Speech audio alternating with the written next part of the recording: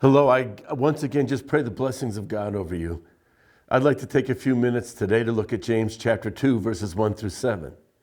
James is instructing the early church on how they ought to come together. You know, when we come to church, and we must not forsake the assembling of ourselves together, we have to learn to mix it up. The strong helping the weak.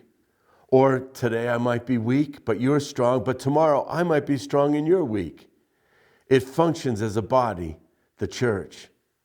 And here in James chapter 2, he addresses the disparity that we often find between the people in their economic levels and in their wealth. And in James chapter 2, starting to read in verse 1, it says, "My brethren, do not hold your faith in our glorious Lord Jesus Christ with an attitude of personal favoritism.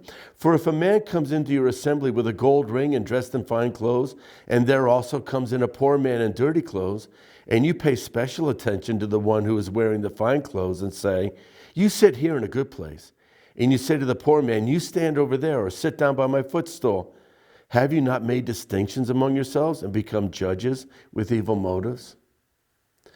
Don't you remember when Jesus said, when you invite someone to your house, don't invite the man who can pay you back, the person who's just dressed well. That when you have them come to your home, it's really about making you feel better about yourself. But he says, go out and find the person who can't repay the favor. I think James is walking in the spirit of that. When we come together to church, you know, we can be in the kind of mindset where we're thinking, what kind of person, if I make them my friend, will help me to feel better about myself? Aren't we talking about in the book of James how to become a mature and a better follower of Christ? In this passage here, he's saying, don't judge each other by the outward man.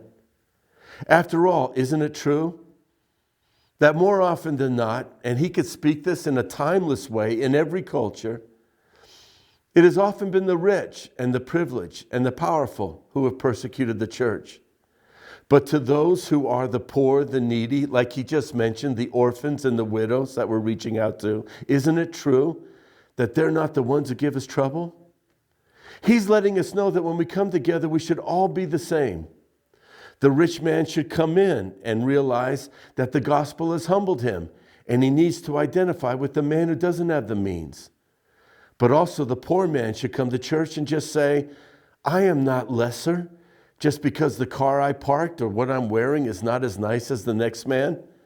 But we all walk in love towards one another. Wouldn't it be wonderful if every time the church came together, we didn't judge each other, but we cared for one another.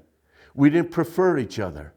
We didn't just invite the beautiful people out to dinner, but we actually invited those who we just said to ourselves, they really could use some kindness and some love and a good meal. And that's the way we determine we're going to live. Oh God, let us be that kind of church, the place where we all love one another and we don't judge according to the outer man.